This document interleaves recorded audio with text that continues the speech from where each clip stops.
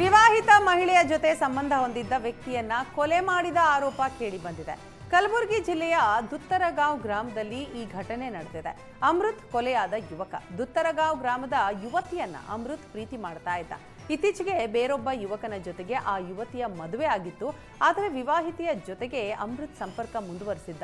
ಈ ವಿಚಾರ ಪೊಲೀಸ್ ಠಾಣೆ ಮೆಟ್ಟಿಲು ಹತ್ತಿತ್ತು. ಆದರೆ ನಿನ್ನೆ ಏಕಾಏಕಿ ಮರಕ್ಕೆ ನೇಣು ಬಿಗಿದುಕೊಂಡ ಸ್ಥಿತಿಯಲ್ಲಿ ಅಮೃತ್ ಶವ ಪತ್ತೆಯಾಗಿದೆ.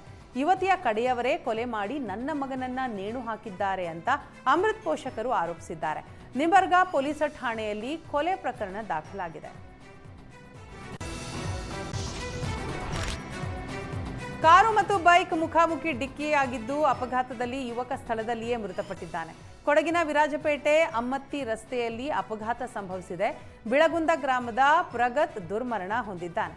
ಅಪಘಾತದಲ್ಲಿ ಗಾಯಗೊಂಡಿದ್ದ ಪ್ರಗತ್ಗೆ ವಿರಾಜಪೇಟೆ ಆಸ್ಪತ್ರೆಯಲ್ಲಿ ಚಿಕಿತ್ಸೆ ನೀಡಲಾಗಿತ್ತು. ಹೆಚ್ಚಿನ ಚಿಕಿತ್ಸೆಗಾಗಿ ಮಂಗಳೂರು ಆಸ್ಪತ್ರೆಗೆ ಕರೆದೊಯ್ಯಲಾಗ್ತಾ ಇತ್ತು. ಈ ವೇಳೆ ಮಾರ್ಗ ಮಧ್ಯದಲ್ಲಿಯೇ ಪ್ರಗತ್ ಜೀವ ಬಿಟ್ಟಿದ್ದಾನೆ.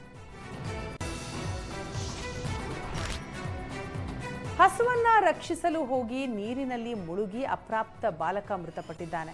ಉತ್ತರ ಕನ್ನಡ ಜಿಲ್ಲೆಯ ಶಿರಸಿ ತಾಲೂಕಿನ ಇಸಳೂರಿನಲ್ಲಿ ಈ ಘಟನೆ ನಡೆದಿದೆ. ಶಾಹಿದ್ ಮೃತ ದುರ್ದೈವಿ. ಹಸುಗಳನ್ನ ಮೇಯಿಸಲು ಹೋಗಿದ್ದ ಶಾಹಿದ್ ಸಂಜೆಯಾದರೂ ಬಂದಿರಲಿಲ್ಲ. ಹೀಗಾಗಿ ಪೋಷಕರು ಹುಡುಕ್ತಾ ಕೆರೆ ಬಳಿ ಹೋದಾಗ ಘಟನೆ ಬೆಳಕಿಗೆ ಬಂದಿದೆ. ಹಸು ಕೆರೆಯ ಹೂಳಿನಲ್ಲಿ ಸಿಲ್ಕೊಂಡಿದ್ದು ರಕ್ಷಣೆ ಮಾಡಲು ಕೆರೆಗೆ ಇಳಿದಿದ್ದ. ಆದರೆ ಕೆರೆ ಹೂಳಿನಲ್ಲಿ ಈತನೂ ಸಿಲುಕಿ ನೀರಿನಲ್ಲಿ ಮುಳುಗಿದ್ದಾನೆ. ಸ್ಥಳೀಯರು ರಕ್ಷಣೆ ಮಾಡಲು ಪ್ರಯತ್ನ ಪಟ್ಟರೂ ಸಾಧ್ಯ ಆಗಿಲ್ಲ. ಶಿರಸಿ ಗ್ರಾಮೀಣ ಠಾಣೆಯಲ್ಲಿ ಪ್ರಕರಣ ದಾಖಲಾಗಿದೆ.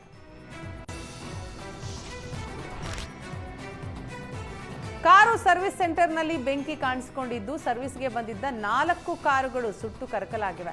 ರಾಮಮೂರ್ತಿ ನಗರ ಪೊಲೀಸ್ ಠಾಣಾ ವ್ಯಾಪ್ತಿಯ ಕಸ್ತೂರಿ ನಗರದಲ್ಲಿ ಅವಘಡ ಆಗಿದೆ. ಘಟನೆಯಲ್ಲಿ ಯಾವುದೇ ಪ್ರಾಣಾಪಾಯ ಆಗಿಲ್ಲ. ಲಕ್ಷಾಂತರ ರೂಪಾಯಿ ಮೌಲ್ಯದ ವಸ್ತುಗಳು ಸುಟ್ಟು ಕರಕಲಾಗಿದ್ದು ಮಾಲೀಕ ಕಂಗಾಲಾಗಿದ್ದಾರೆ.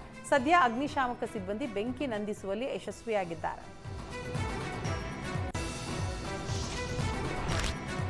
ಬೆಲೆ ಏರಿಕೆ ಖಂಡಿಸಿ ಕೇಂದ್ರ ಸರ್ಕಾರದ ವಿರುದ್ಧ ಕಾಂಗ್ರೆಸ್ ಪ್ರತಿಭಟನೆ ನಡೆಸಿತು. ದಾವಣಗೆರೆಯ ಜಯದೇವ ವೃತ್ತದಲ್ಲಿ ಪ್ರತಿಭಟನೆ ನಡೆಯಿತು. ಅಡುಗೆ ಅನಿಲ ಮಾದರಿ ಭಿತ್ತಿ ಪತ್ರ ಹಿಡಿದು ಆಕ್ರೋಶ ವ್ಯಕ್ತಪಡಿಸಿದರು. ಕಾಂಗ್ರೆಸ್ ಜಿಲ್ಲಾಧ್ಯಕ್ಷ ಮಂಜಪ್ಪ ನೇತೃತ್ವದಲ್ಲಿ ಪ್ರತಿಭಟನೆ ನಡೆದಿದ್ದು ಜಯದೇವ ವೃತ್ತದಿಂದ ಎಸಿ ಕಚೇರಿಯವರೆಗೂ ಪ್ರತಿಭಟನಾ ಮೆರವಣಿಗೆ ನಡೆಯಿತು.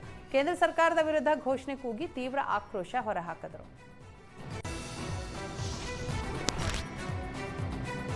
ಕರ್ನಾಟಕಕ್ಕೆ ನೈಋತ್ಯ ಮಾನ್ಸೂನ್ ಎಂಟ್ರಿ ಕೊಟ್ಟಿದ್ದು ರಾಜ್ಯದಲ್ಲಿ ಮುಂಗಾರು ಚುರುಕುಗೊಂಡಿದೆ. ಜೂನ್ 8ರಿಂದ 11ರವರೆಗೆ ರಾಜ್ಯದಾದ್ಯಂತ ಭಾರೀ ಮಳೆಯ ಮುನ್ಸೂಚನೆಯನ್ನ ಹವಾಮಾನ ಇಲಾಖೆ ಕೊಟ್ಟಿದೆ.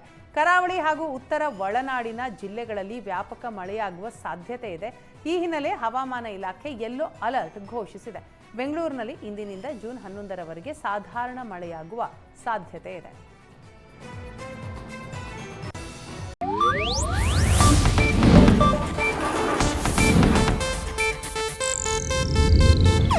ಇದು ಏಷ್ಯಾನೆಟ್ ನ್ಯೂಸ್ ನೆಟ್ವರ್ಕ್ ಪ್ರಸ್ತುತಿ.